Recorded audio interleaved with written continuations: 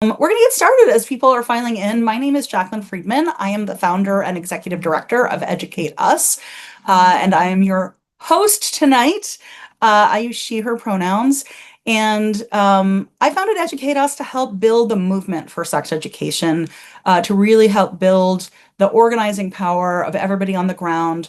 We work with individual advocates, community organizations. We endorse and support school board candidates to get better people elected to school board. And we also support sitting school board members who want support. We also build all kinds of resources and tools to help you do better sex ed advocacy, and trainings and all of that stuff. So we're really excited to have you here tonight. One of the things we do is a monthly learning session called No Means No with a KNOW, so that we can all come together once a month and learn something that's going to help us be better at advocating for and fighting for sex education. Tonight is a little bit of a special one. Usually these are 1 hour. We've got an hour and a half tonight because we have an incredible lineup of panelists. Because it just occurred to me as the news kept coming in June and July, that like we've learned a lot about how the regime intends to attack and undermine sex education. And we need to make sure everybody knows what everybody else knows and also knows how we can be best start planning to fight back or continue to fight back based on what we've learned so far. So that is what we're here to do tonight, to sort of get information together so that we can really fight as a movement more effectively and more effectively have each other's backs. If you are glad to have a space like this, we live on donations. And if you would like to go to educateUsaction.org and click that donate button and give us $5 as gratitude for tonight's event, that is how all of this keeps going. But this is all, as always, free for everybody who wants to and can be here. And we're really glad to have you. I want to do a little bit of table setting before we get to our incredible panelists. We're here tonight because the regime is doing exactly what they said they would in Project 2025 and undermining sex education basically every way they know how. And they are doing it because they know good sex education is inherently anti-fascist and pro-freedom. Sex ed teaches us that our bodies are ours and that everyone else has an equal right to their own bodily autonomy. It teaches us how to have children or not on our own terms and our own timeline. It teaches us to stick up for each other when someone else is being bullied or abused. It teaches us that gender identity, sexual identity, family structures, we're all as varied as people are, and we should treat people who are different from us with the same respect we want them to show us. And basically, the regime knows they can't control us if we know these things. They're telling us how powerful we are and how important it is that we keep going for sex education with how hard they're coming for us. That's why we're here tonight. We are going to take stock. We're going to have time to share our needs, our questions, our insights, and start to continue to, depending on your place on the work, plan a way forward, because we know how valuable sex education is, not just to individual young people, but to a free society. And we are not going to be obeying in advance, during, or ever. We are not going to have time to cover every single way that the regime has already sought to undermine sex ed in depth, but we are incredibly honored to have some powerhouse speakers tonight who are going to share their expertise and insight on some of the biggest strategies we've seen from our opposition so far. And we're also going to learn from you. And we want to start now. I'm going to share my screen. We're going to have several moments with the Mentimeter. Hopefully some of you at least are familiar with the Mentimeter. And if not, it's pretty self-explanatory. So I'm going to share this screen. I should probably move that into presenter mode. Okay. Candace, can you give me a thumbs up if everyone can see that? So you can either scan the QR code, or you can go to menti.com and enter the code you see on the screen. Either one takes you to the same place. And I'd love for everyone to just take a minute now and get logged in, because we're going to have our first interactive question first, which is going to be to find out what you're seeing in your own communities. Everyone here in the room participating who've come to learn from our panelists, we want to learn from you also. So I'm going to leave this up here just a minute longer. And then we're going to go to our first question. We just want to know right off the top, how has the Trump regime affected sex ed in your communities? Go ahead and write whatever you're seeing. We want to know what you're seeing. Nobody is seeing all of the things. We're just going to take a few minutes now for folks to answer.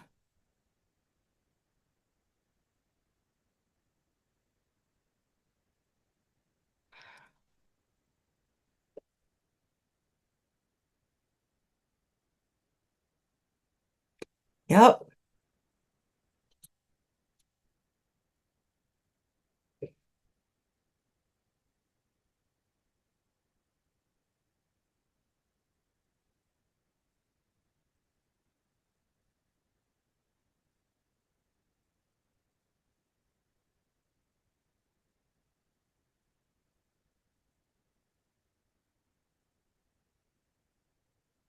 Ooh, seeing a lot of stuff here.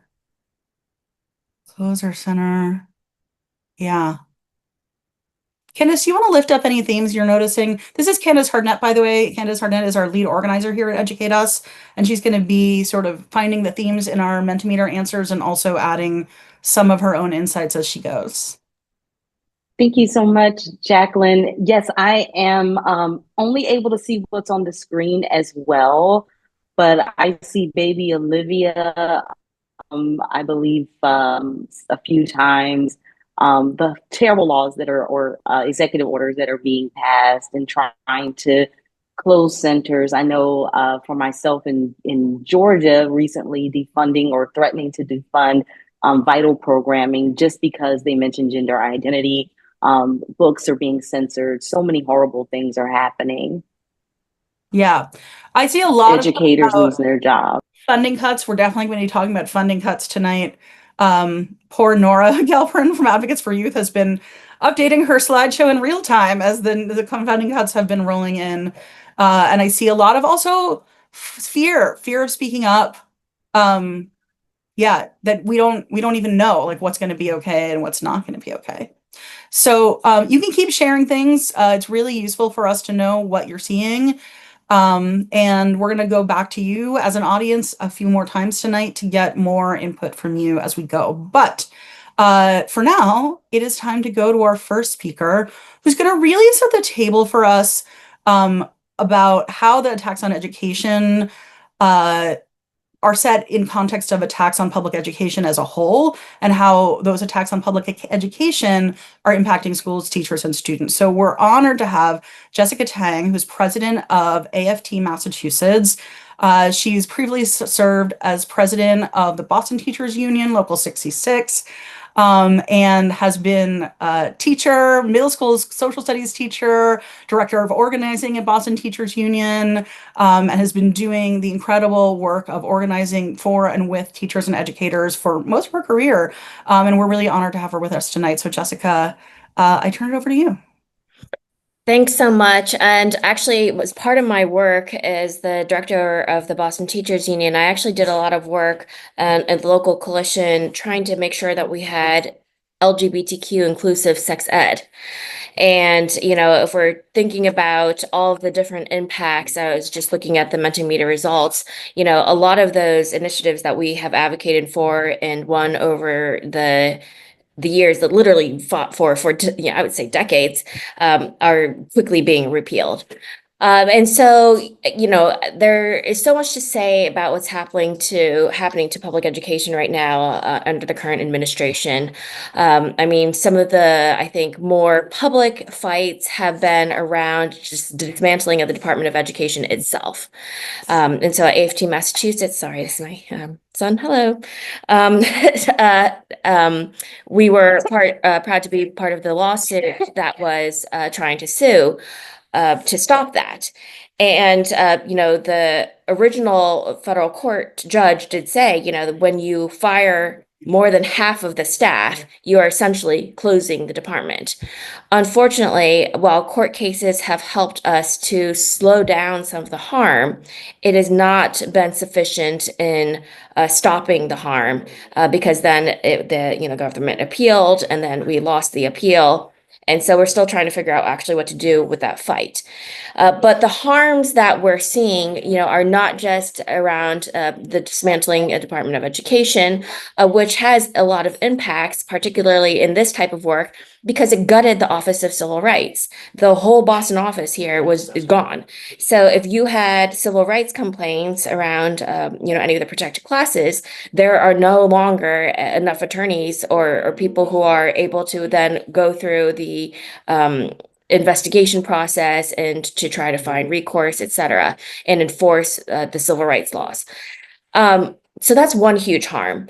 And also, the opposite is actually happening now, right? So the offices that used to protect protected classes now are being used in a perverse way to actually protect like white heterosexual reverse racism. And that is extremely harmful in its own way. There's other also impacts in terms of policy and regulatory retaliation.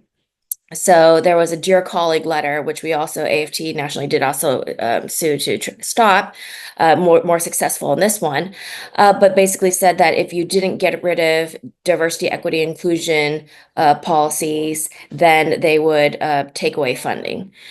And so that's had a really chilling effect on a lot of different initiatives that historically have supported groups that have been excluded, whether it's based on race, class, or sexual orientation, et cetera.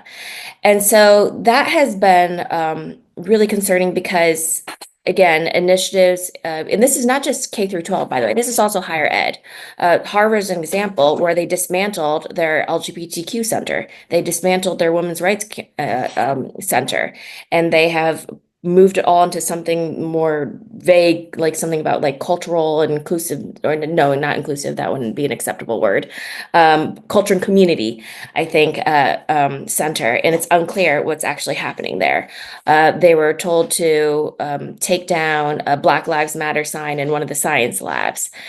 And so we're seeing a lot of, I think, backwards backsliding of civil rights. And so there's the policy piece, right? And then, what's happening also with the erasure of real history and what's happening to our museums. That was already happening with book bans, even prior to a lot of these more recent executive orders, and the chilling effect it's had on places like in Florida, where teachers took down their own libraries, classroom libraries, because they were worried about getting fired. But I have to tell you, it doesn't just happen in red states. Massachusetts actually has one of the highest book bans. And you'd think that that wasn't happening in blue Massachusetts, but that's actually not true. I think it's either the highest or one of the highest book banning policies. And so, but the last piece is of course, funding, and the funding has a lot of impact. So we're talking about not just the funding of Title I, which is for districts that serve low-income students, but we're also talking about the Medicaid impacts. So the gutting of Medicaid actually impacts our schools because it's the third largest funding bucket from the federal government. And it funds everything from medical transportation to school nurses. And then meanwhile, in the big, beautiful bill, AKA the big, ugly, terrible bill, we are seeing the loss of school lunches and a lot of the basic needs that a lot of our families need just to survive.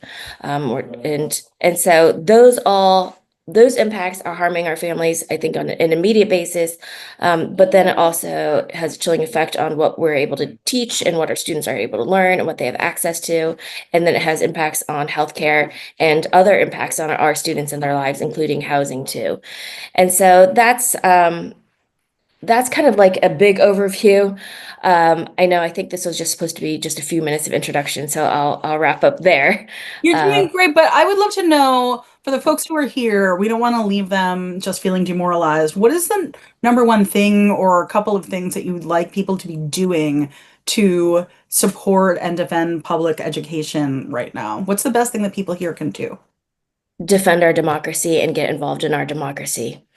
So a big part of what actually I'm doing, another thing I do actually in another hat is chair the resistance committee at the American Federation of Teachers.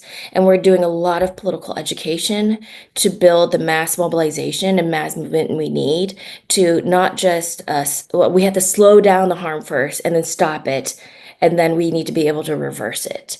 And there is a lot of political science research on, it takes about 3.5% of the population to be in sustained mass mobilization in order to stop authoritarianism. And that's what we're facing right now.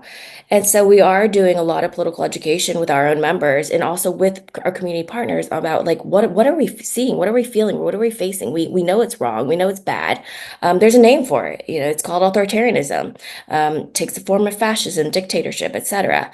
And we also, though, know the antidote. We know what we can do to fight back and win. And that is the non-cooperation, not obeying in advance, that's sustained resistance, peaceful, nonviolent resistance. And so we are doing a lot of training up of folks. And, on Labor Day, we're asking people to come out and join us and trying to move the labor movement to be a part of the resistance. And, the hands-off days, those national days of actions, they're symbolic because they let people know that they're not alone and that there's hope and that there are people fighting back. And we need to be doing, the phone calls to our legislators, telling them, get out of DC. That's, we're not going to allow martial law in our country right now. But getting involved, calling your legislators really does matter, especially if you're in a purple or red state. We need to be involved in our democracy in order to take it back and make it stronger and better. It wasn't working for everyone in first place, but we are backsliding and we need to reclaim it in order to make it stronger and better. And so, yeah, taking those actions really does Can you matter. put in the chat links if folks want to do the Labor Day actions or get involved, taking the lead from AFT, like how they can connect with you?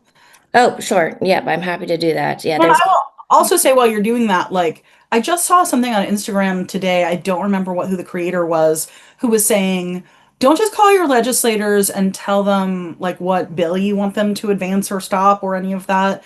Call your legislators, call your elected officials and tell them what's happening in your life.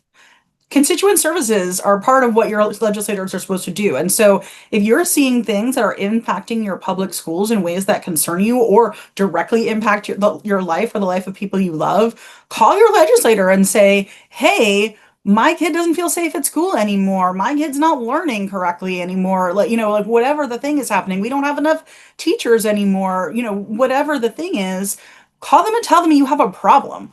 That is also what they're there for. You don't have to have the solution. They're the leaders. So call it and make it their problem. absolutely. I totally agree. And also let them know too that you do not want your funds going to pay for National Guard to leave your state to to harass people in militarized DC when you very likely may have natural disasters in your own states and you need your National Guard to be there to protect the people in your actual state, right? And so, but yes, calling your legislators, sharing the impacts, telling them, what you think needs to be happening, they all really do matter. And we can't have a strong democracy if people are not participating in it. And I know sometimes it feels frustrating because like, oh, well, if I do this, like, will it really make a difference? The only way it will make a difference is if more of us do it. And so that it is important to stay engaged and involved. Yeah, if you're feeling like you're doing it and it's not making enough of a difference, then work on recruiting more people to do it. Yeah, don't give up. Just get more people. That's right. Thank you so much, Jessica. I hope you'll stick around. We're going to have questions after the other speakers. And that's also to say that folks who are here as audience, if you have questions for Jessica or that are raised by the stuff that we're talking about, feel free to go ahead and put them in the Q&A. You don't have to wait till the end. We won't probably do the big Q&A till the end, but we want to see what your questions are when you have them. Yeah, thank you so much. Okay. Moving on, we are now going to drill down a little bit into the Mahmoud v. Taylor ruling from the Supreme Court about parents opting their kids out of education that acknowledges that queer and trans people exist. And to lead us through the implications of this law, what's really happening, what's not yet happening, and how we can fight back. We're going to hear from Nikhil Vashi, who is the Director of Education Law and Policy at Family Equality and one of my fave collaborators. So really excited to have Nikhil here with us. Thank you, Jacqueline. You're also one of my favorites. So, y'all have probably heard something about this case by movie retailer, made a lot of news. And today I sort of want to just first talk you through what actually happened and ensure that we acknowledge how bad this decision is, while also making sure that we all know how limited this decision is too, because I suspect that in the coming months, people are going to try and gaslight you into thinking that a this is something that it's not.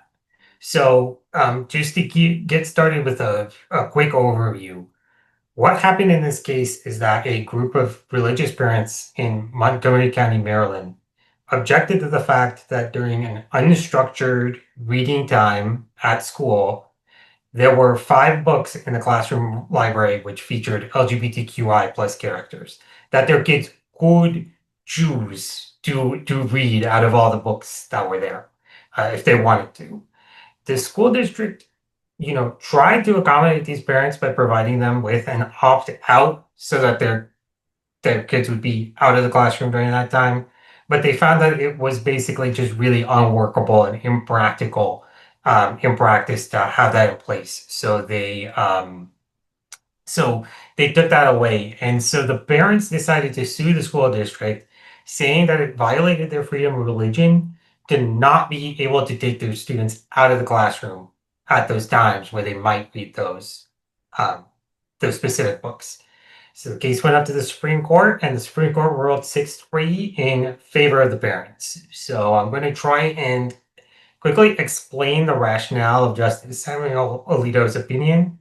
Though I will say, if it doesn't make sense to you, that doesn't necessarily mean you're missing something. It just doesn't make sense.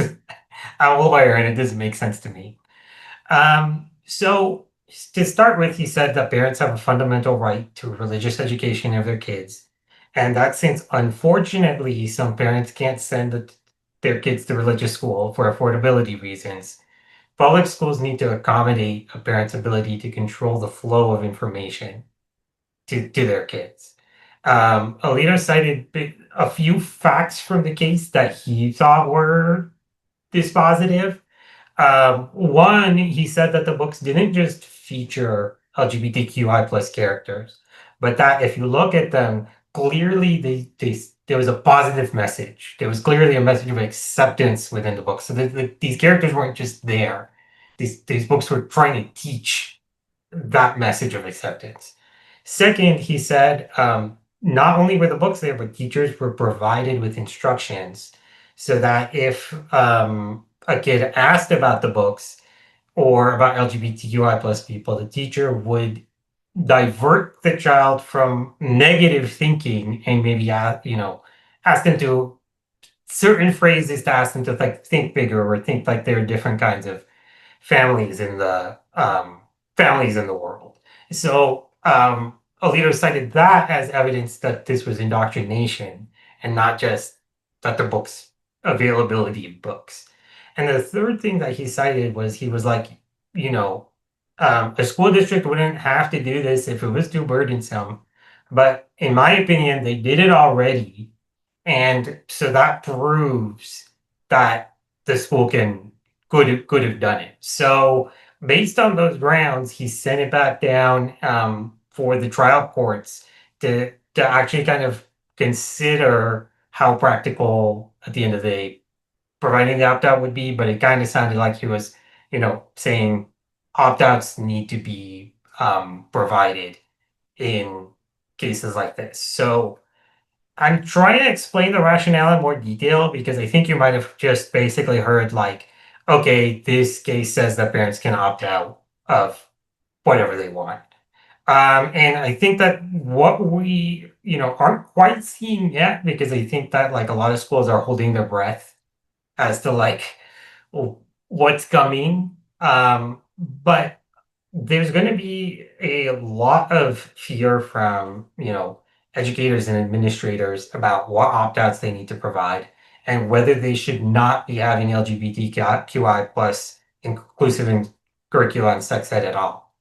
I suspect that there's going to be a lot of complying in advance And I think that a lot of districts are going to prematurely just pull books and content out of the classroom rather than having to deal with the opt-out issue.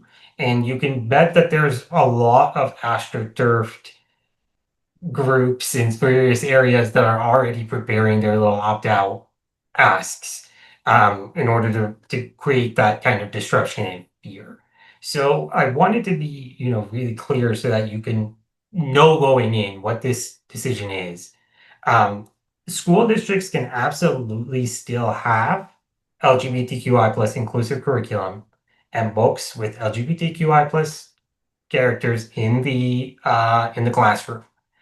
Now, if a parent requests to opt out of this, the school might need to provide the opt-out option, depending on what the content is, and only if it wouldn't be too burdensome on the school that would disrupt all of learning in the school.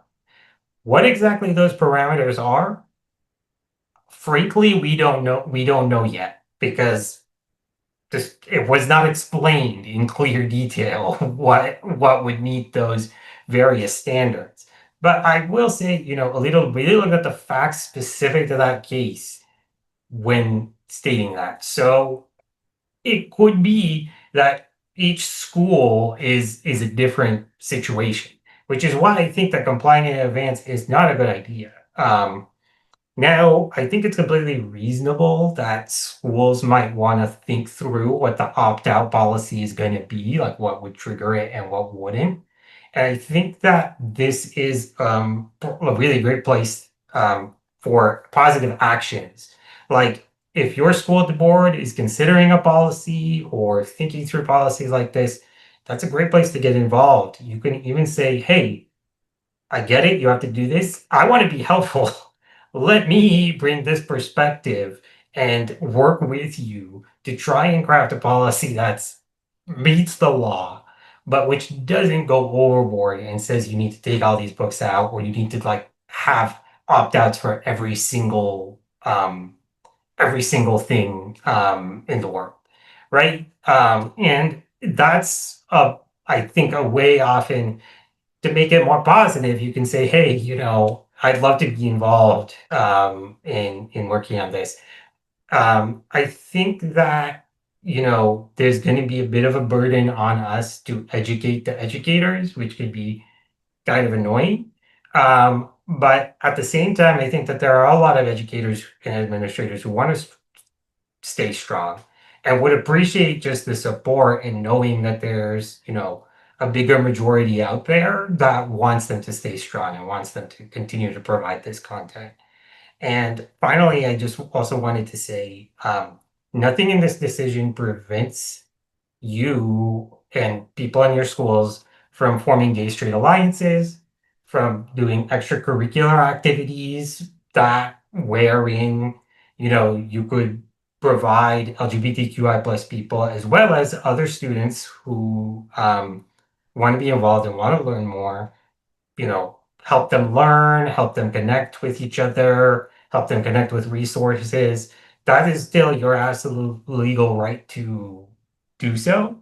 And again, you shouldn't feel gaslit away from being able to do that. If your school allows student created clubs, then they have to allow a gay straight alliance or a gender and sexuality alliance. I believe that's what they're calling it. So those are all options that you have to advocate for yourself and continuing to create safe places for your students. And furthermore, if anybody is having issues or concerns, anything I can help with, please put comments in the chat. I might not be able to know certain things right off the top of my head, but I could definitely get back to you. And you can always email me if you think of things later. I'm always happy to help with things like this.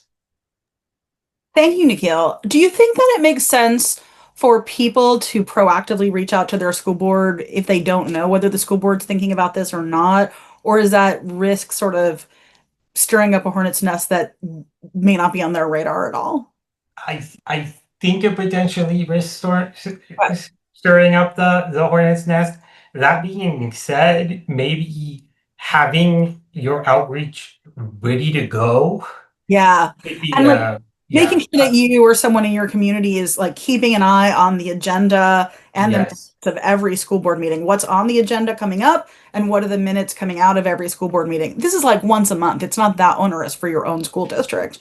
So that you're ready the first time you smell a little hint of it. right, right. And I think that, yes, I think that that's absolutely a good idea. And there's probably a lot of other stuff that you probably want to be monitoring for that for too anyway. So, Quite yeah. so. Yeah, absolutely. Thank you so much. Yeah, and if folks have more questions for Nikhil, please put them in the Q&A. If you put your questions in the chat, they may get lost. So we want questions in the Q&A, chat with each other in the chat. If you want to ask questions of the panelists, put it in the Q&A. Nikhil, thank you so much. Yeah, of course. It was very calming, actually. Okay. Uh, our next guest is, sorry, I am on the wrong page. Our next guest is Lauren Khouri, who's the Senior Director of Workplace Equality at National Women's Law Center. Um, Lauren's here to talk about something that is my little bugaboo, um, which is in Project 2025, they specifically say that they want parents to have private right of action to sue K through 12 schools for teaching basically anything they don't want their kid to learn. And I saw something come across the transom recently that's happening at the university level, that has a private right of action for parents in it. And I was like, I think that if this works at the university level, they're going to try in the K through 12s, and this is going to be how they set up that private right of action. And so this is not yet articulated as a threat through to K through 12 education. They're trying it at the university level, and that's what Lauren's going to talk about. But I want you to think about this as an issue we need to cut off now so that it does not spread to K through 12 schools. With that said, we're going to turn it over to Lauren, who is the Senior Director of Workplace Equality at the National Women's Law Center. Her work focuses on defending attacks against civil rights. Prior to NWSC, Lauren was a partner at Khouri and Puth. I don't know if I'm saying that right, where she brought litigation asserting civil rights claims under Title VII, Title IX, and other federal, state, and local civil rights laws. She's represented survivors of all ages in cases against their workplaces and schools, and litigated cases across a spectrum of workplace and education, gender justice issues, and we're excited to hear from her tonight. Thank you. Thank you so much, Jacqueline. And I'm glad you noted that Nikhil's was sort of calming in some ways, because this subject, I suppose, a little less calming. Well, thank you so much for having me. I'm excited to be here despite the circumstances. I think I'm going to start by talking about what the False Claims Act is, and then spend some time, talking about what we're seeing happening at the federal level and with colleges and universities, and hopefully end with some ideas of, what we can be doing and thinking about to hopefully cut it off before it continues to expand. As Jacqueline sort of mentioned, the Trump administration is wielding the False Claims Act in very unusual ways to drive their versions of policies on social and cultural issues, primarily been focused so far on gender affirming care and diversity, equity, and inclusion programs. The False Claims Act is America's first whistleblower law, one of the strongest whistleblower laws. And while I would normally never go this far back in history, I think it's important to understand, how the False Claims Act is supposed to be used, to understand really like the gravity of why the way it's being used now is not appropriate and inconsistent with its purposes. So the False Claims Act was signed into law in 1863 by President Abraham Lincoln during the Civil War. And it was created because it became clear that suppliers were providing substandard goods and services to the troops in the Civil War. And so in an effort to counter this, the False Claims Act was passed to target fraud in government contracting and against the government.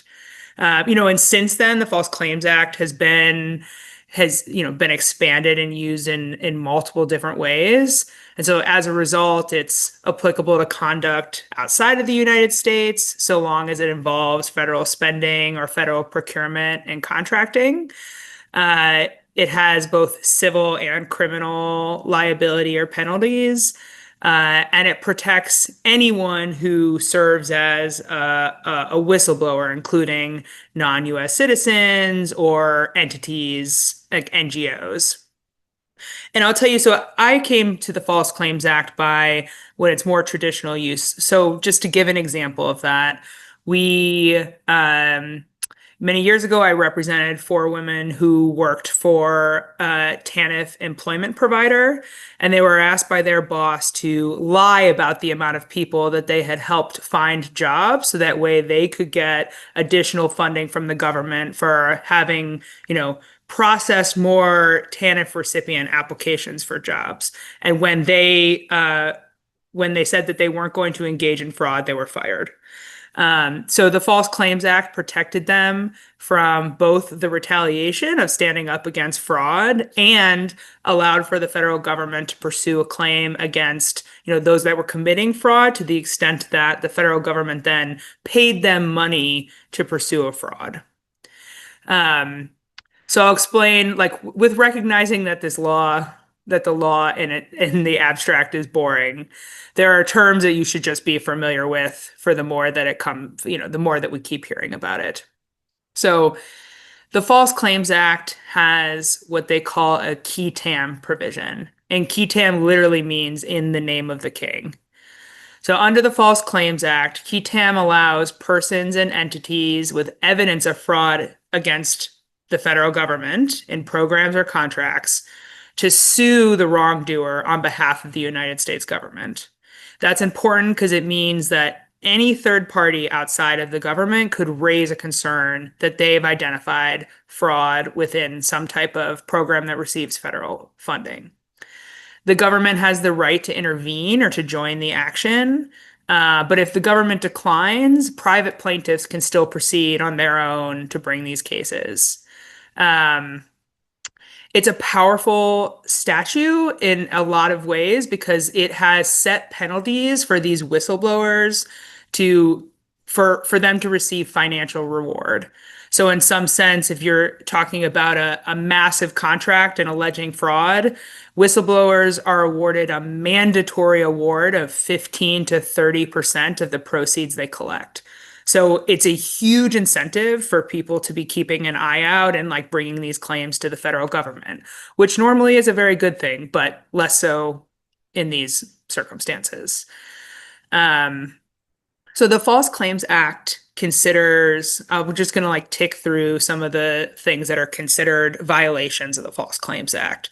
So it's, charging the government for more than what was actually provided per a contract, fraudulently seeking a government contract, submitting a false application for a government loan, submitting a fraudulent application, demanding payment for goods or services that don't conform to the contractual requirements, requesting payment for goods or services that weren't actually provided, attempting to pay the government less than what is owed, or what we're seeing used now or weaponized now, submitting a claim that falsely certifies that the recipient of federal funds complies with a law or contract or term.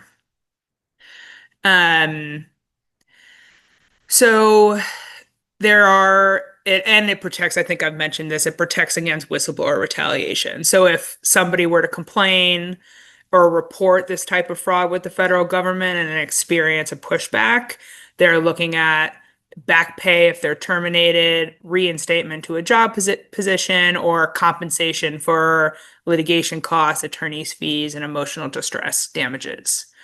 There are a lot of there are a ton of details about how these cases can get dismissed and what it actually looks like in litigation. But I think I'll first kind of talk about how it's coming up now. So when, Jacqueline mentioned as part of Project 2025, and we first really saw it when the Trump administration on its first day issued its Ending Illegal Discrimination and Restoring Merit-Based Opportunity executive order, which is the formal title for what we now understand to just be their broad scale attacks on DEI. The order doesn't define DEI, but what it does do is say that any violation or compliance, any violation of federal law and their interpretation of that, which includes, quote, illegal DEI, will be subject to the False Claims Act. They have since DOJ has since announced a civil rights fraud initiative, which aims to focus on rooting out what it calls violation of federal civil rights laws, which includes illegal DEI, quote, promoting gender ideology. And it's had a very specific emphasis on universities. I'm sure everyone on this call is familiar with their attacks on the Virginia school system, on Harvard, on GW, and this is sort of only the beginning. We have seen, so it's all to say that the threat of the False Claims Act is really rooted in their interpretation of civil rights laws. And we know from the Department of Education's Dear Colleague letters, we know from the DEI executive orders and other executive orders that their interpretation of federal civil rights law is not one that we share, and frankly, not one that I think the Supreme Court and other courts share in very many ways. And we've seen federal judges block so far the Department of Education's attempt to restrict DEI in schools. So all of that is really, those are all good developments. What I'll note now is that how to stop it before it gets to K-12 is an interesting question that I don't quite have an answer to, but I'll tell you what I do want to see happening and what I do think is happening. First, it's that, I want to see that the threat of False Claims Act at any level continues to be challenged. That is happening in the grant making context across agencies. And I think, and will continue to be happening, is being shut down by the courts. And I hope and believe that will continue. I want to see state attorney generals taking very strong positions about how they're going to protect their schools and entities in their states when these threats become real for folks. And I want to see, and I think this is what's starting now, organizing on what people should do when threatened with a False Claims Act claim. This is all well and good, but I understand that when folks are threatened with a lawsuit or the fear of a lawsuit, that's enough to push some people into compliance, whether that's the law firms that we've seen capitulated to Trump's demands or smaller organizations that really fear survival if they don't comply, that the mere threat of needing to defend that is a problem. And so what we're trying to do is now identifying lawyers who have experience in this area that can be ready to help serve as resources if this happens. I guess if and when these types of claims really start coming to the forefront. And I'll stop there. I know that was a lot. That's great, Lauren. A couple of things. Would you say it's useful for folks listening to reach out to their AG's office and say, hey, what are you planning to do about this? How are you planning to protect schools? And ask the AGs to get ready? I think that it is. I think AGs have started to put out sort of substantive guidance, like what they think DEI can and should look like, what they think compliance of law. And as long as you're in line with your state guidance, you should have some protections. But I would like to see state AGs taking a firmer stance and saying that, as long as you're doing this, you shouldn't have the threat of the federal government coming after you with the False Claims Act. Great. And then just to put a fine point on it, are you saying that if somebody is under threat of false claims suit or knows somebody who is, they should get in touch with NWLC? Yeah, sure. I think that we want to know that it's happening. Okay. And hopefully by then we will have organized a response. That way they don't, the threat itself is not something that people, need to, I saw in the chat, comply in advance. That's what we want to avoid. Right. Excellent. Thank you so much. I know this is probably the nerdiest conversation we're having tonight, and I appreciate you just calmly breaking it down for us about what it is and what it is not and what we should do about it. I deeply appreciate it. I think that some of the really most important stuff is going to be in the details like this. So I really appreciate you walking us through it. Of course. Thank you. Thank you so much. All right, we are going to turn it back to you all for another Menti question before we hear from our final two presenters. So I am going to share that screen again with you. There it is. This is where we were. Hopefully you still have it open. If not, you can go back to it by going to menti.com and using this code. And we're actually going to go to the next question, which is, what do you need right now to fight back more effectively in the work that you do? Whoever you are in the audience tonight, what kind of resources do you need? What kind of support do you need? What are you needing more of, or just some of, to fight back more effectively? Toolkits. Yeah, be more specific. Tell us what kind of toolkits you want. We build toolkits sometimes that educate us.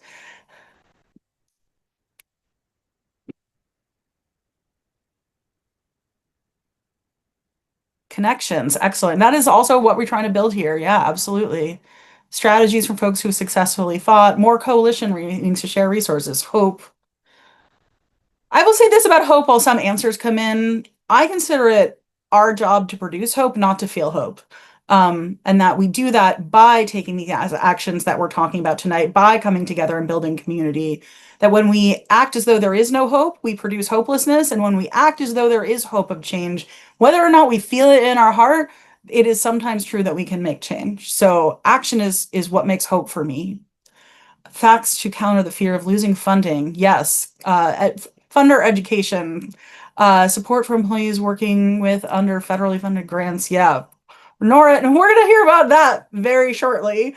Toolkits to support legal challenges, what to offer teachers, understand the levels of risk. Yeah, absolutely.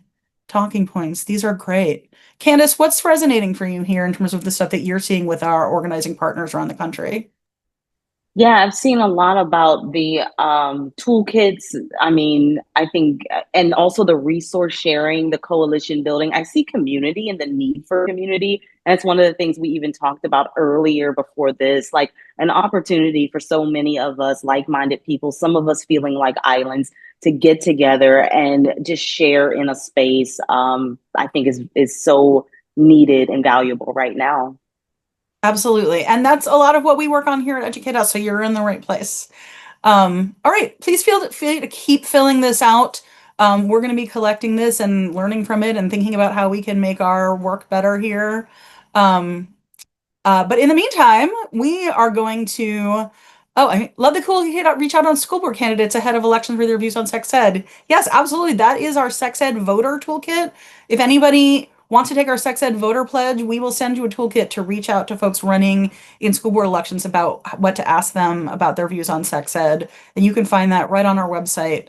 I think it says take the pledge on the main menu, but I bet Candace is about to drop it in the chat because Candace is great about dropping a link. Okay, we are going to move on to hear from Nora Gelperin, a legend in sex education, who's the Division Director for Sex Education and Training at Advocates for Youth. Nora has worked there for over a decade and was part of the core team that developed the National Sex Ed Standards, as well as the National Teacher Preparation Standards for Sex Ed. She's more than 20 years of providing sex ed to young people and professional development to schools, health educators, professionals. She has a master's in school health education from Temple University and was awarded a Mary Lee Tatum Award from Planned Parenthood Leaders in Education, which is so impressive. Her work's been featured everywhere: The Atlantic, Medium, Salon, Illinois Public Radio, Boston Magazine, and the New York Times. And she has the unenviable task tonight of talking us through the tax on federal funding for sex education, which is an evolving topic, Nora, so take it away. Thanks, Jacqueline. Thanks to you and Candace for having me tonight. It is hard to follow, all of the lawyers because I am just a teacher, but I'm really delighted to be with you all. And I just have to share a little bit about all the incredible folks who are in the room, because I was looking at the chat and all of the folks who are here. So I just want to take a moment to acknowledge that there's just an incredible wealth of expertise with us. So I'm just going to quickly call some names because I saw that both Steph and Stephanie Stephanie were here, and Sam and Nicole and Heather and Heidi and Chrissy and Ashira and Tim. And then my colleague Amber is here, who is our VP of Policy at Advocates for Youth. So I was joking with her, like, why am I doing this? Why is she not doing this? So anyway, lots of expertise of folks who not only receive federal funding, but who have been in these fights for many years. So I hope we will all join each other in the chat and share what we know, because it is just an incredible depth of expertise in this room. So I'm really delighted to have my little bit of time to share this with you. So many of you know about Advocates for Youth. We've been around for a long time. We really work at the intersection of youth sexual health and rights. We really try to promote young people as the solution, not the problem. We have our upcoming Youth Activist Institute, where we're bringing 100 young people into Washington, D.C. That's a good time, given the National Guard. So we're going to fight back. We're going to show up, and we're going to reclaim our power and our voice, just like we do every single year. So it's going to be amazing. I'm really looking forward to it. A little bit about me, as Jacqueline said, I've been doing this work for a long time, and I'm going to really focus on what's going on at the federal level. But as I mentioned, we've got a lot of folks who are receiving this funding. So this may be repetitive for parts of it, but I hope that it'll bring you up to date with about as of, I don't know, 4 o'clock this afternoon, as things were really running and changing. I know, Jacqueline, what a time to be doing this. So just as a quick overview, there are 3 main types of federal funding for sex education. This does not include funding for HIV, abortion access, any of the other Title X funding that funds contraception, or any of the clinical services. So this is really specifically teen pregnancy, HIV, STI prevention funding, specifically around the realms of education. So folks may be familiar with some of these specifically. I'll just overview them really quickly and then dive into them very briefly with the time I've got with you. Some of the funding comes from CDC under Division of Adolescent and School Health. I'll talk about that first. Then we're going to go into teen pregnancy prevention programs called TPP. That comes out of the Office of Adolescent School Health, Adolescent Sexual Health, excuse me. Then we're going to go into FISB, which are our PrEP grantees. So first, let's start with our DASH grantees over at CDC, one of the groups that has been gutted. So this is 21 districts, some of the largest districts in the country. They are in year 2, barely, of 5. It was quite a chaotic funding of year 2 for many of them. We hope they will sustain their funding through 3, 4, and 5, but who knows? This is what it looks like in terms of where those districts are. We have a couple of those districts in the room with us tonight. You will see they are all over the country, not just in our blue states, but we do have states like Tennessee and Texas, and some of our other red colleagues who are in the room. And they do amazing work that has long been proven to be highly effective. So it's on sexual health education, also safe and supportive environments around LGBTQ colleagues and students, and also links to sexual health services. This is demonstrated to be incredibly effective at doing all those things you see on the right-hand screen. But as we know with our, what are we calling them? Our fascist in charge. We know that these programs have been really threatened. And so we don't know if this funding will continue beyond year 2. And we know a lot of these programs, particularly the core components, are really being scaled back and diluted. So as I was just looking at grabbing some screen grabs, I noticed this lovely little thing thrown up on the website.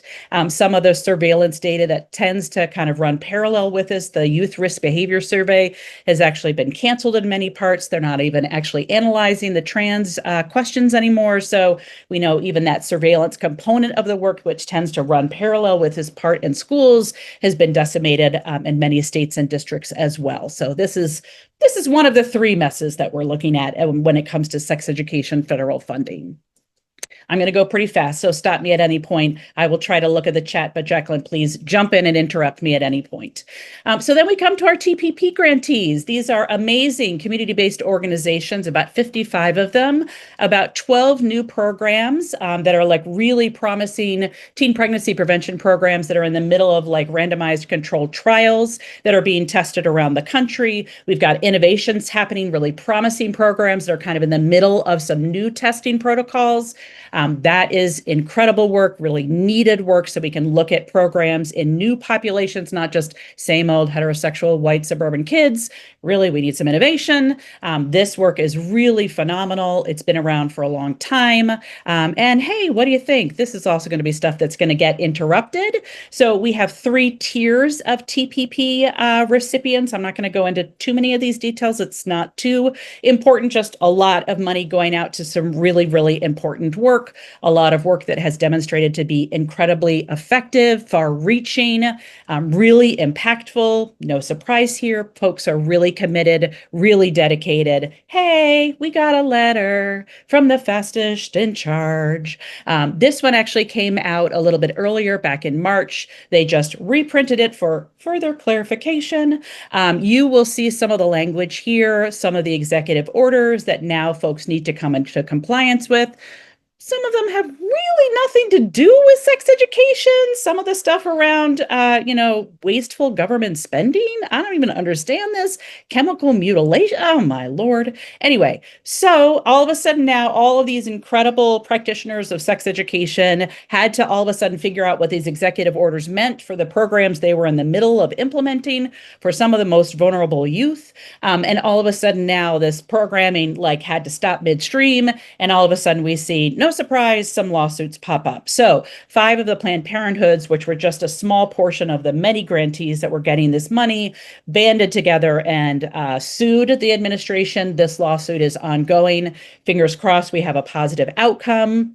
We, as we're seeing, a lot of the attorneys could weigh in and tell us this is just like the season of 1,000 lawsuits. So all of them are kind of working their way through the courts. We're not sure where this will end up, but it is a very effective strategy to at least stop the harm in its tracks. But it doesn't mean that the programs are continuing, right? A lot of stuff has just kind of stayed. So lastly, we've got our PrEP grantees, and this is what's happening just today. So this is money that actually goes out to states. It also has a competitive strand for some states that used to not apply for it directly. It also goes out to some territories, about $81 million. This goes out to a different branch of HHS, FISB. This actually is supposed to focus on some of our most vulnerable youth. I kind of pulled out some of the highlights there in the pink, just so you can see who this funding is really supposed to target.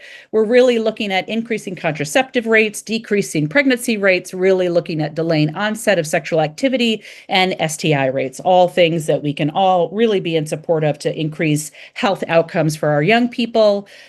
What do we think's going to happen? No surprise here. We've got a letter. So last week, this letter went to California because originally California, and I know Chrissy's in the room and she could probably tell us most of all about this letter coming out first to the state prep in California, really kind of testing the waters about what California would do. There's a lovely war going on between Newsom v. fascist in charge.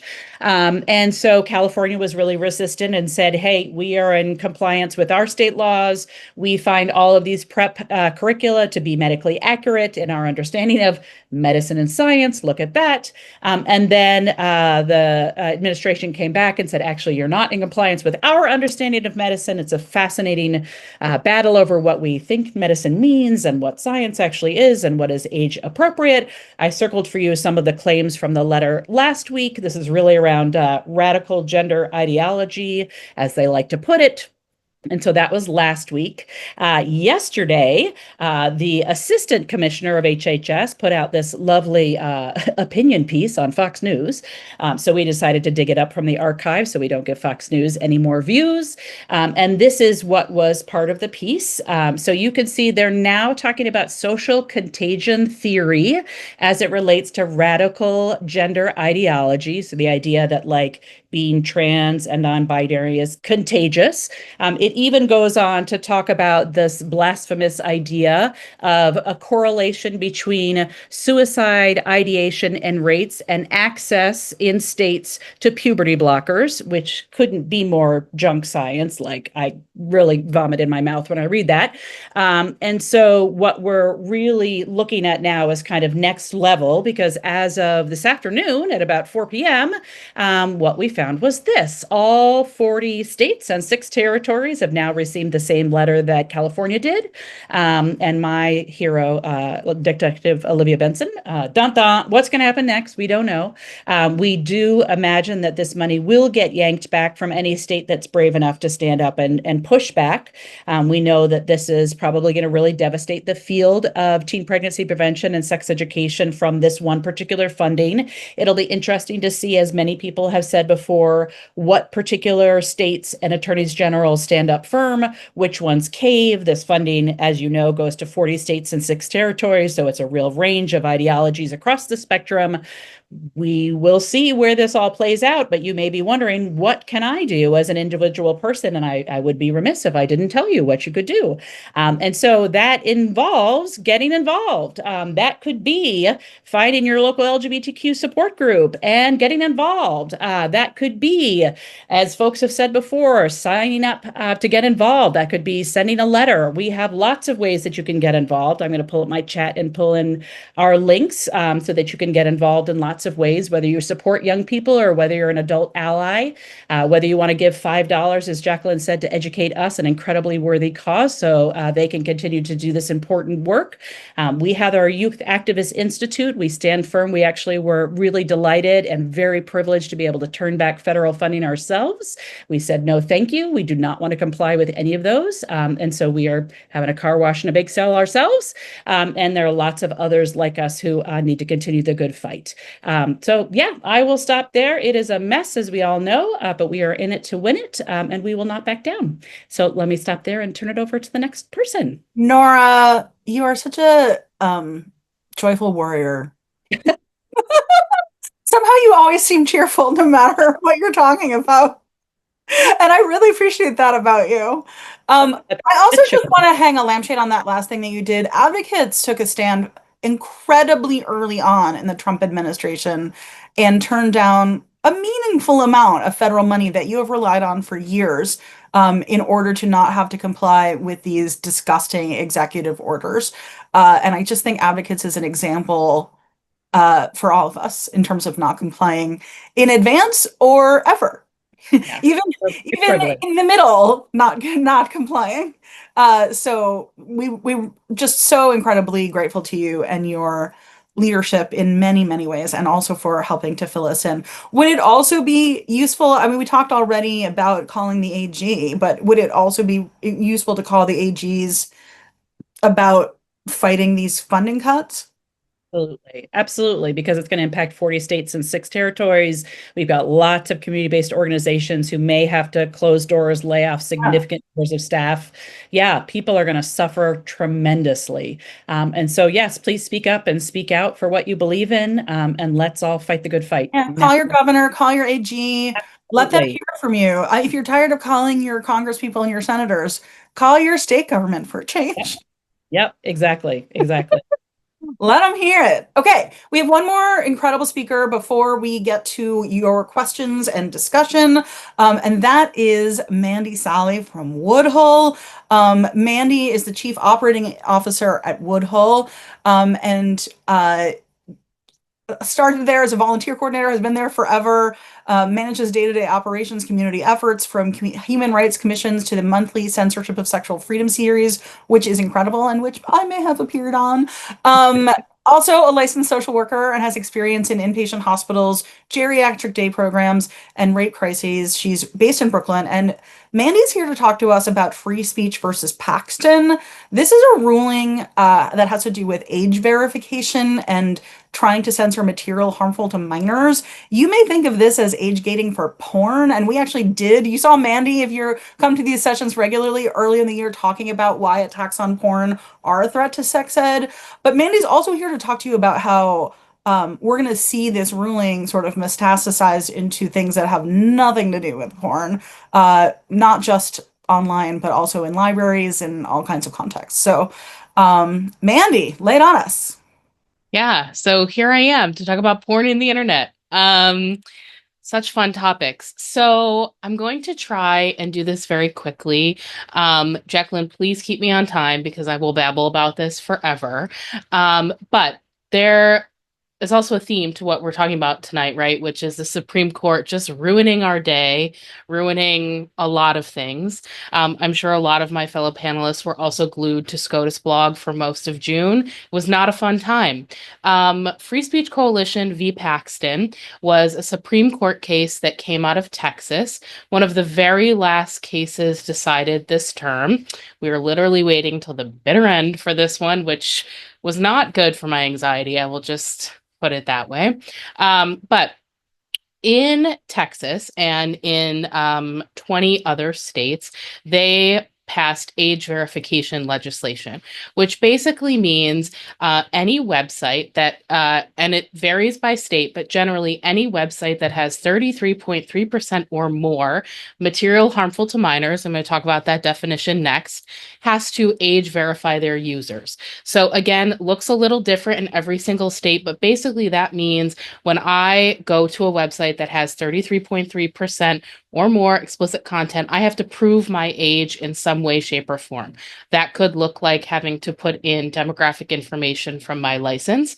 That could look like a biometric face scan. There's a number of different ways that could look. All of the ways it looks are bad for your privacy and a way to increase government surveillance, regardless of what state you're living in. So the Free Speech Coalition, which is the Adult Industries Trade Association, sued Texas. It was HB 1181, and they sued and took it all the way to the Supreme Court, saying that this violated our free speech rights, our First Amendment rights. It gets a little tricky here, so I'm going to try and keep this as broad and as applicable to as many people as possible in explaining the decision. But basically what we were asking, or what Free Speech Coalition was asking the Supreme Court to do, was use a specific kind of scrutiny to test this law.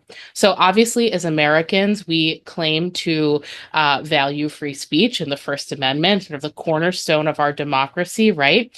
And so laws that violate free speech are held to a very high standard. And that standard is called strict scrutiny. And so basically any law that goes to SCOTUS to talk about the First Amendment is typically held to strict scrutiny, and it's very hard to have a law upheld that potentially violates our free speech. And historically, suits that have dealt with porn and free speech have been held to strict scrutiny, and it's one of the reasons why pornography and explicit content is protected by the First Amendment. However, our current Supreme Court, there are 6 individuals that just really mess things up for us. And in a 6-3 split decision, the court decided that Texas's law was not going to be held to strict scrutiny like many past lawsuits have been, and they upheld this law. So in Texas, age verification is the law of the land. And essentially what this means is that in many of the other states that have age verification laws on the books, as I mentioned, there's over 20 of them, their age verification laws are going to stand. So that's the basic nuts and bolts of the case. And I'm going to drop a link to a YouTube discussion that we hosted just after the decision in June. If you want to listen to the real nitty gritty details, I'll drop that after I finish chatting. But I mentioned that term, material harmful to minors. That's the term that is in all of this legislation. That is how they define the content that needs to be age verified. And we really feel like that term is a Trojan horse for any potential topic that legislators don't like, right? Because if you're going to label something harmful to minors or something unsafe for children, that's very popular with the electorate and very hard for a politician to stand against. And I just want to read the definition of material harmful to minors. Yeah, exactly. We know they mean sex ed. But in Kansas, which has one of the more upsetting definitions, because every definition is a little different, they define sexual content under this term as sexual content means acts of masturbation, homosexuality, sexual intercourse, or physical contact with a person's clothed or unclothed genitals, pubic area, et cetera, et cetera. So in Kansas, homosexuality is written into the law. That's not the case in every single state, but what do we know about state law in the United States? If one state does it and it works, other states are going to attempt to replicate that. That's exactly how age verification worked. And it's very, very concerning, particularly when we have such intense attacks on the LGBTQ community and content, as all the other panelists that you've heard from tonight have already spoken to. So it's a problem. The internet is one of the sort of last frontiers of accessible information. Particularly when you have book bans happening, particularly when you have educational gag orders happening. And so restrictions on access to information online are really, really harmful to everybody, and particularly anybody who would be seeking sex ed content. So there's a lot of repercussions for this. I would say for folks who are wanting to fight back against this, there are a number of states who have not passed these laws yet. Okay, so this is one of those areas where if your state does not have age verification on the books, you still have a chance to oppose that. And I'm going to drop a legislative tracker for age verification in the chat as well, so that you can figure out what's happening in your specific state. If you work for an organization, Woodhull has a coalition letter that we send to state houses. Educate Us has joined that letter for a lot of states. They've been amazing allies in the fight against age verification. If you want to be a future signer of that letter, I will also drop my email in the chat. But another really concrete thing you can do is learn how to protect yourself online. And I know this seems like a weird thing to be talking about in this particular panel, but one of the ways that we have to take care of our communities is by keeping each other safe. And if we're going to be using the internet to communicate with one another and to share resources, particularly with our allies and our friends in states where things are really, really limited and resources are really low, we need to know how to do that safely. So I'm going to need you to stop using WhatsApp and Facebook Messenger to talk to each other. Please download Signal if you haven't already, and please up your cybersecurity game. There's really wonderful resources from the Electronic Frontier Foundation, who joined me in that webinar a few months ago on how to keep yourself safe online. So it's a really practical tip, but it's really, really, really super, super important. So I will leave it there, and I will drop those links that I mentioned in the chat. Thank you so much, Mandy. And we actually had a session on digital security for advocates as a No Means No session in June that people can check out as well. Super agree with everything you said. I also just want to flag, and I think you would agree, like we're also expecting to see material harmful to minors bills that aren't just about online content emboldened by this ruling. So targeting libraries and schools and other public institutions.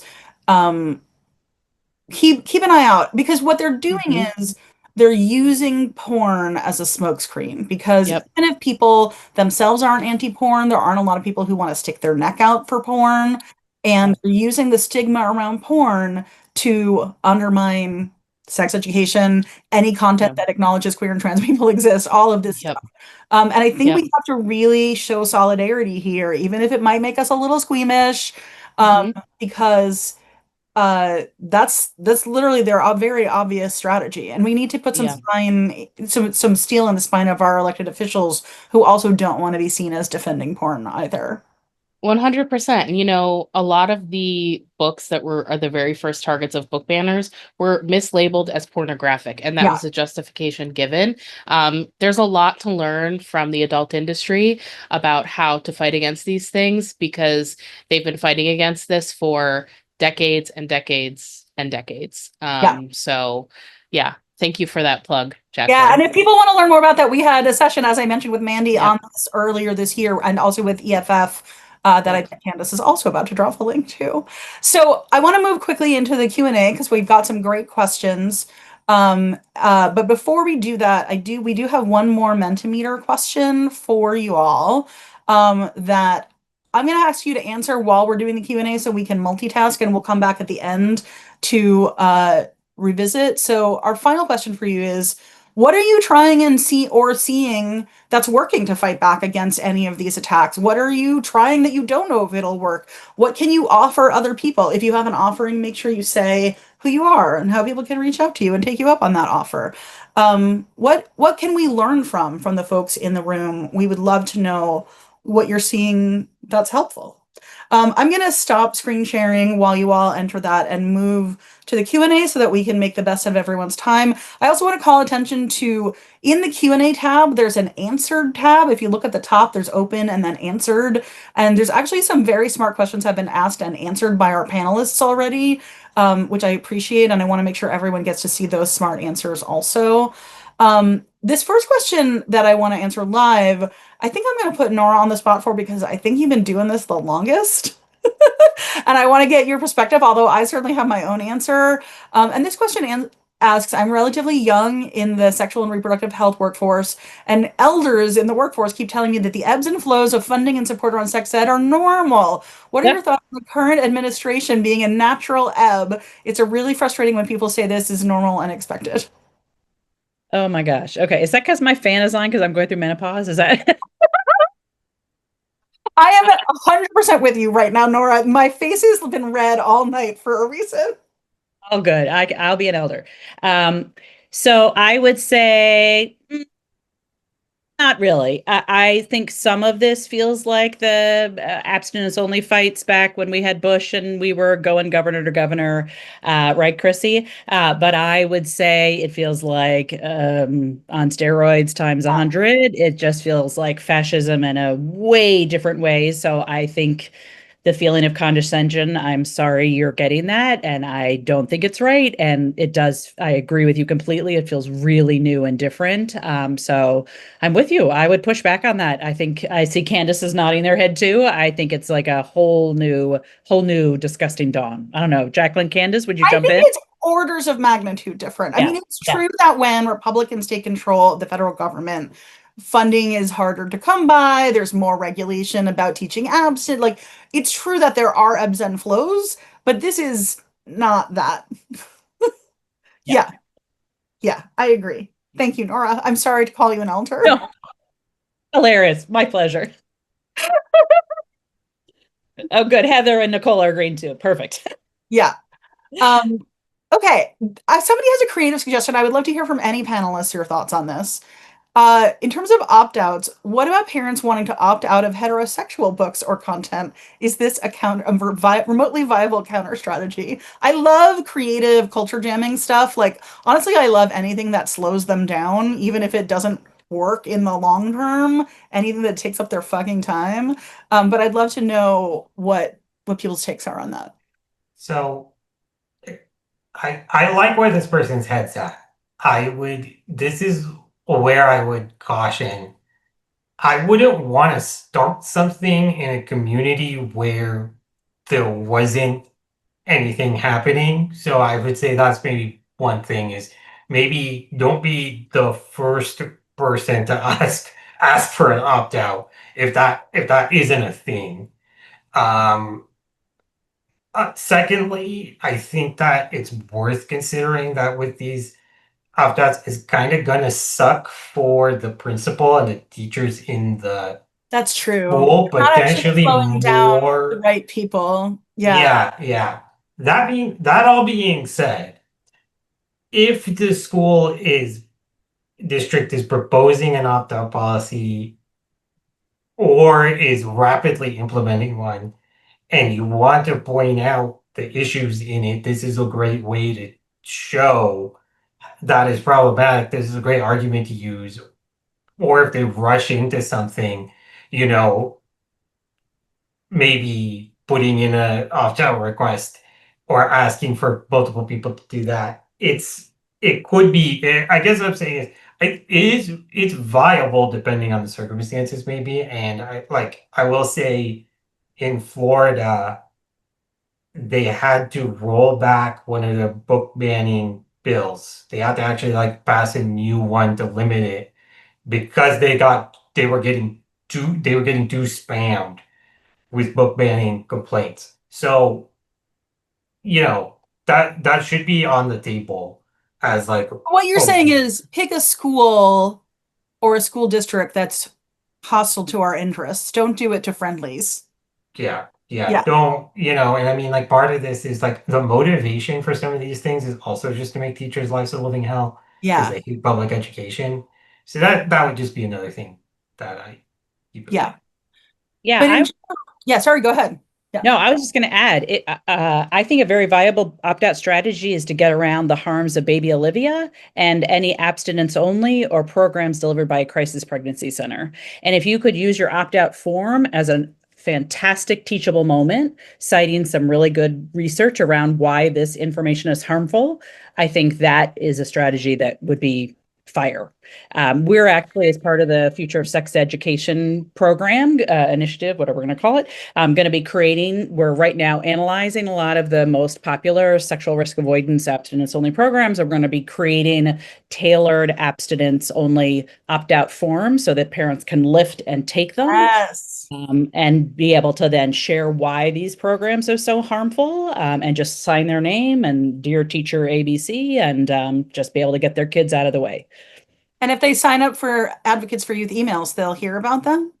Yeah, sure, of course. So make sure to drop a link. I mean, we'll obviously, if you just want to be on our newsletter, when Nora sends that to me, I will absolutely promote it to our list. But also feel free. That's ahead of me. Teamwork, Jacqueline. That's great.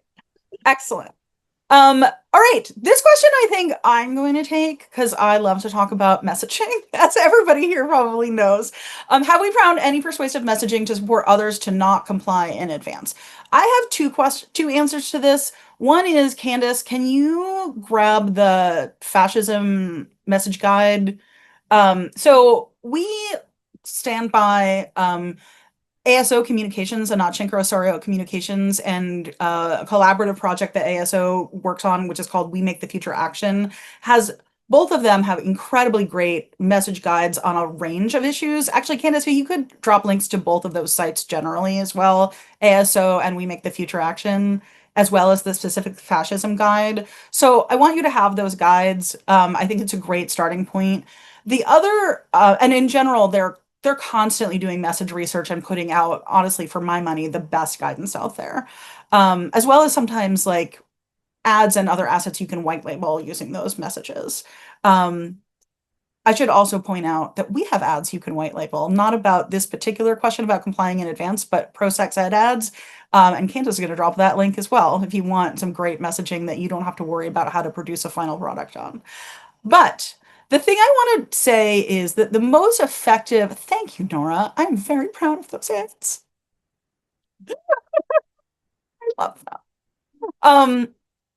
The most effective messaging I've seen outside of the message guides is an essay that came out very early in the second Trump regime earlier this year from M. Gessen, who is a LGBTQ activist and organizer who grew up in Russia and fled Russia because of persecution and now is facing it here, and wrote an essay for the New York Times about what they saw happen to people who complied in advance in Russia.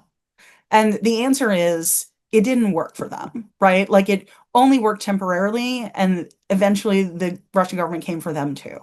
And Heather, I agree. Heather, can you find it and drop a link to it here? Because I just think that for my money, if I'm trying to persuade someone, that essay is one of the best things that I've found to really explain that, like, it's not like, not only is it not right in terms of solidarity and sort of the larger strategy of undermining this regime, it's not even going to save you individually or your individual organization. It's not going to help you, and it's going to hurt the rest of us.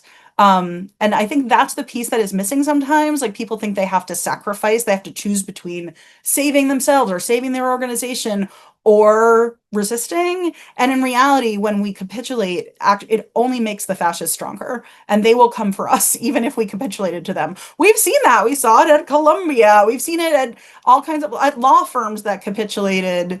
Probably, yes. It might have been after that. I mean, just look up M. Gessen in the New York Times. You'll find it eventually. That's not for you, Heather. That's for people who are listening. But genuinely, it doesn't work. And I think that doesn't get said often enough. It's not going to save you. And we know that from experience. Yeah, Jessica, please take it away. I think one other way that around messaging about like why complying does not help is, well, two things. One is comparing it to bullying and what we know about bullying and what we teach our students about stopping bullying. So I feel like there's, when we break down authoritarianism, what it is, it's basically, abuse of power and bullying, right? And so that's one framing. And then a second, I think, example or framing is around the power of solidarity and looking at history and all the different ways that when people band together and refuse to do something that, helps to either raise an visibility around an injustice, like civil rights movements, obviously one, but you can look at lots of different examples and actually youth centered ones too, if we're talking about youth specifically. Like in South Africa, a lot of the movements were started by young people, by students.